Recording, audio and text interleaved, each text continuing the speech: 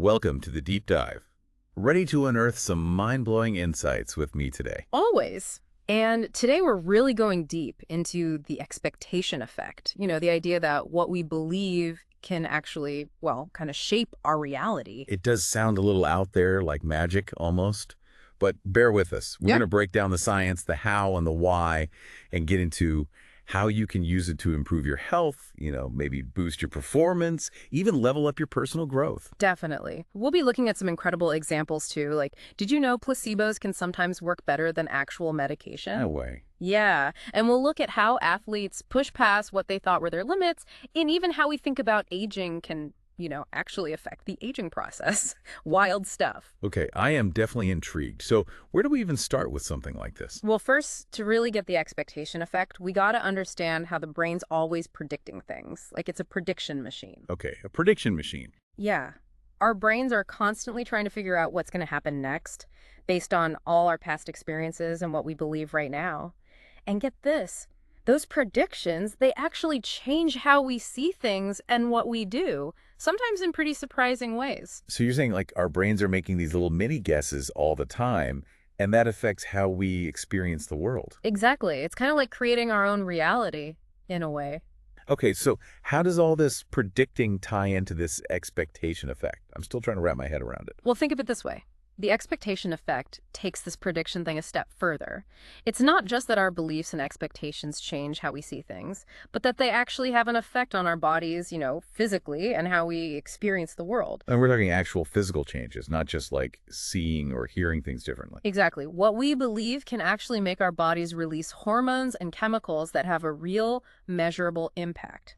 And that's where this whole placebo effect comes in, which is a super interesting example of all this. Oh yeah, the placebo effect. Yeah. Like when you give someone a sugar pill and tell them it's medicine and they start feeling better. Exactly. It's the power of belief, basically, turning into real physical changes.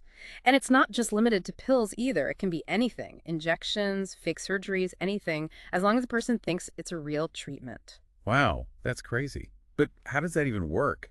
Is it just like wishful thinking? Not exactly. It's more that when we expect something to work, our brains release these chemicals like endorphins and dopamine that make us feel better, reduce pain, all sorts of things. So our brains are actually responding to what we expect, creating real changes in our bodies. So the more you believe something will work, the more likely it is to actually have an effect. That's right. And it's pretty wild. There was a study at MIT where they gave students regular beer, but they snuck in a few drops of balsamic vinegar.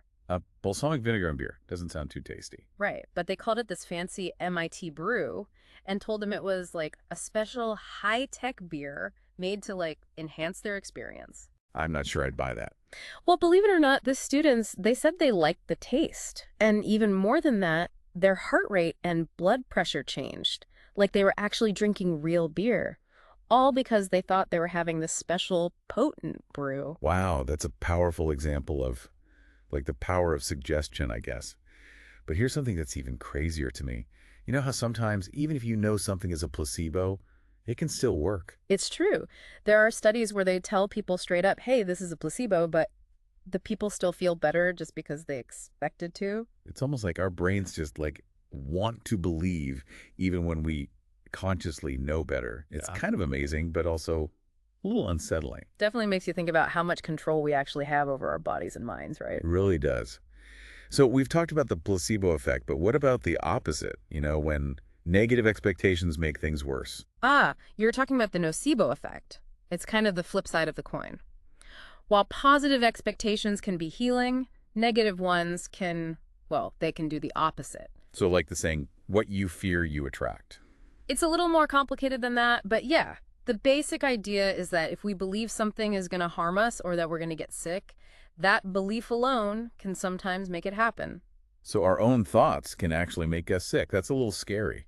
It can be. There's this phenomenon called voodoo death in some cultures where people believe they've been cursed, and that belief alone can lead to them getting really sick really fast and in some cases even dying. Wow. That's intense. But are there any more, like, everyday examples of this nocebo effect? Stuff that we might actually encounter? Absolutely. Think about those side effects they list on medication labels. Just reading about all those potential negative things can make us more likely to actually experience them, even if they're super rare statistically.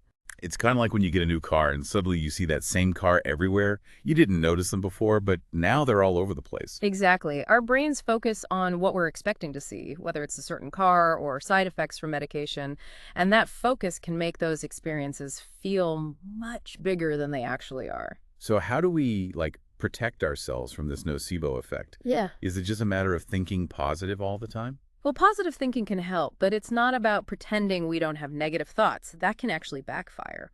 The key is to be aware of this nocebo thing and to try to look at our fears and anxieties a bit differently. So instead of ignoring those scary thoughts, we should try to understand them. Right. Let's say you're starting a new medication and you're worried about the side effects. Talk to your doctor, get the facts. How likely are those side effects to actually happen? We often find that our fears are based on bad info or, just exaggerating the risks. So knowledge is power in this case. The more we know, the less scary those what-ifs become. Exactly. Another helpful thing is to focus on the positive side of the treatment, even if you are having some side effects. Remember why you're taking the medication in the first place and the good things it might do.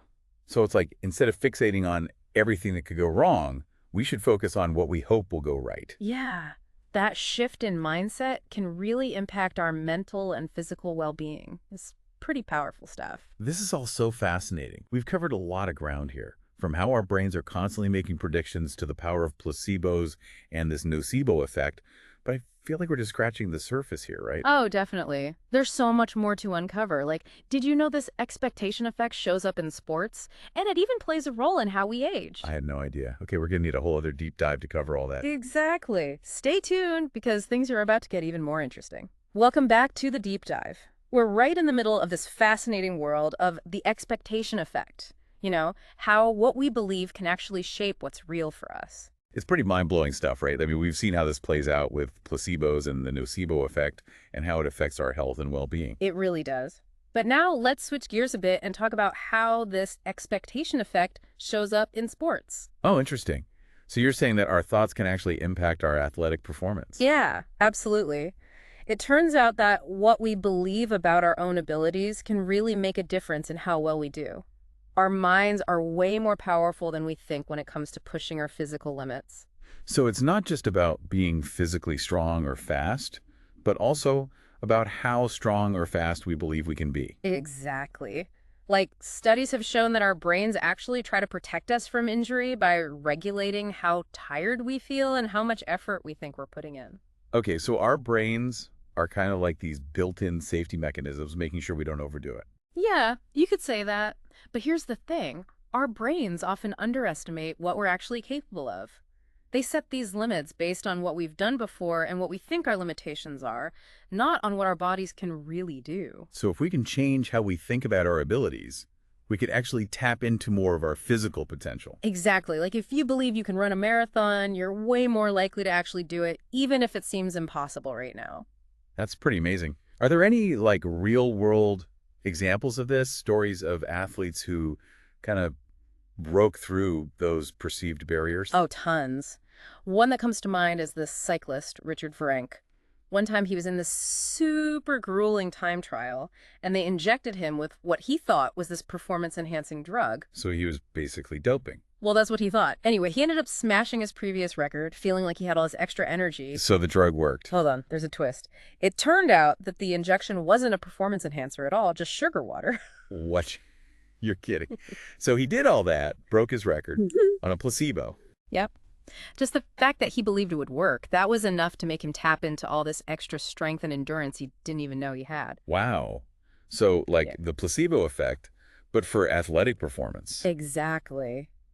It shows that sometimes our biggest limitations are the ones we set for ourselves in our minds. That's pretty inspiring. Mm-hmm. But this isn't just for pro athletes, right?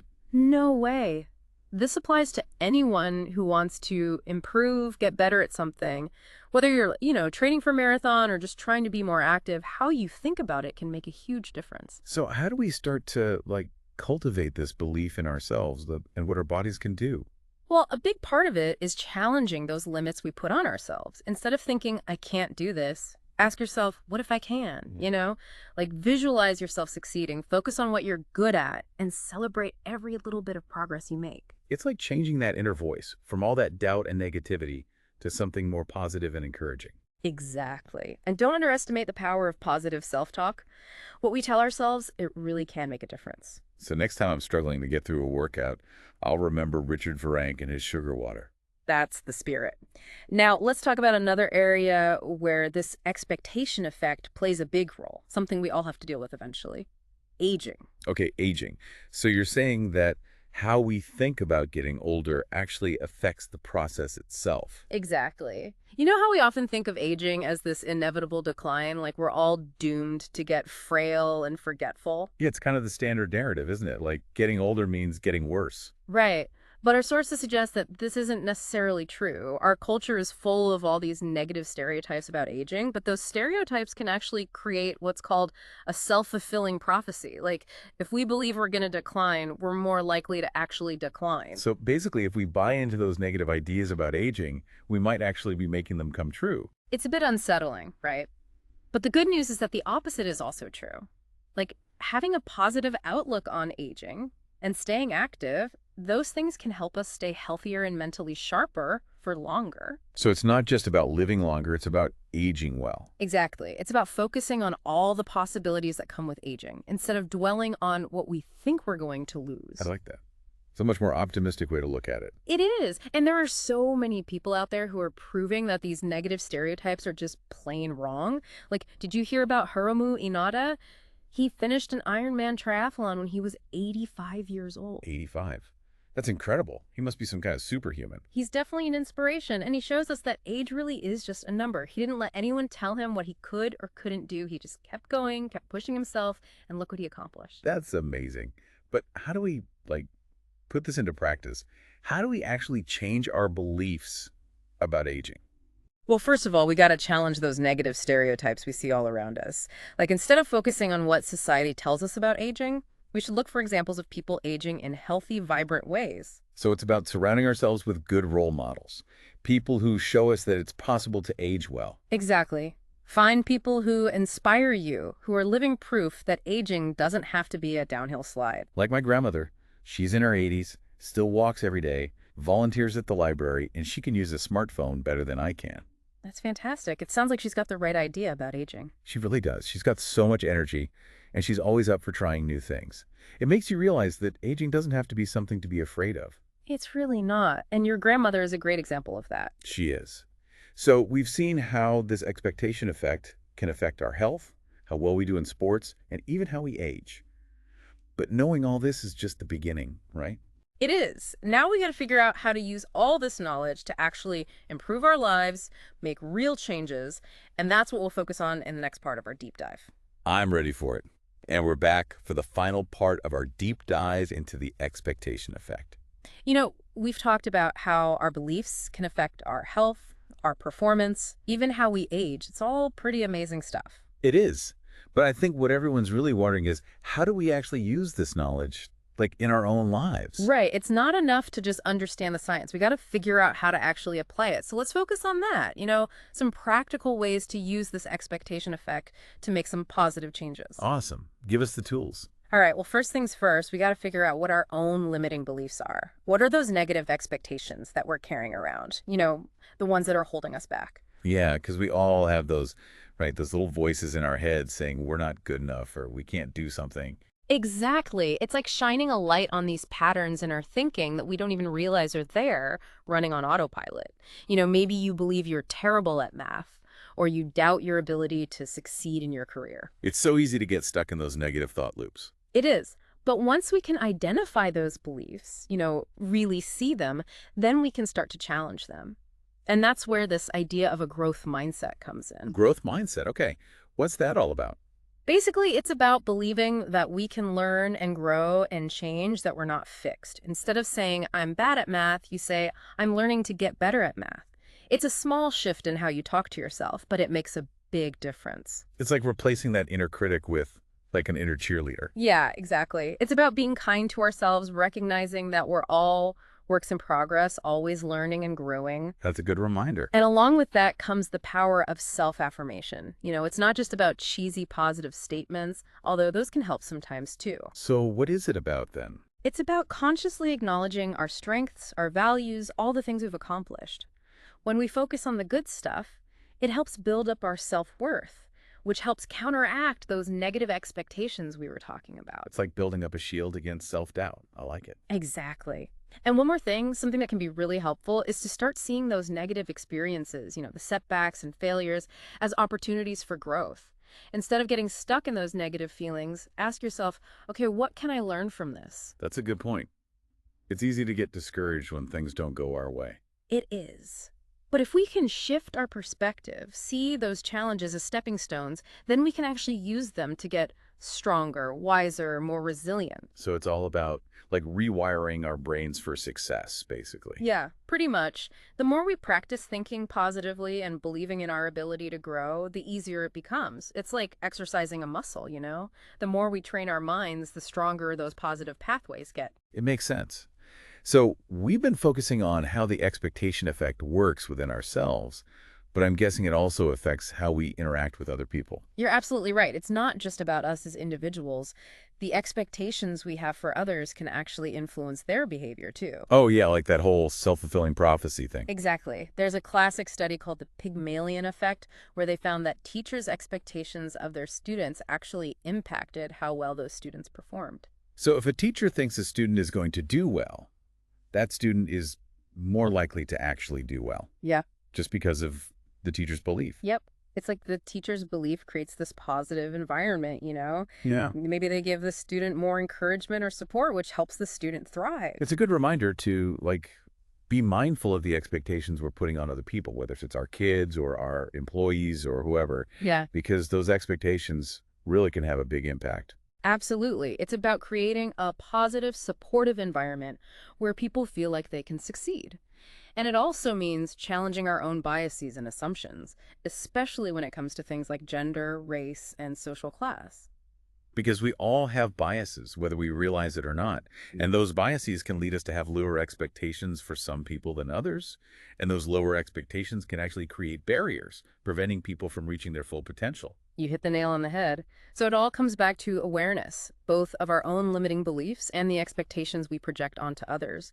Once we become aware of those patterns, we can start to make conscious choices about what we expect and hopefully create a more positive and empowering reality for everyone. That's a great way to sum it all up. This whole deep dive has been really insightful. It's amazing to think about how much power our beliefs have to shape our experiences. It really is, and it's something we can all work on, becoming more aware of our expectations and using that knowledge to create positive change. Exactly.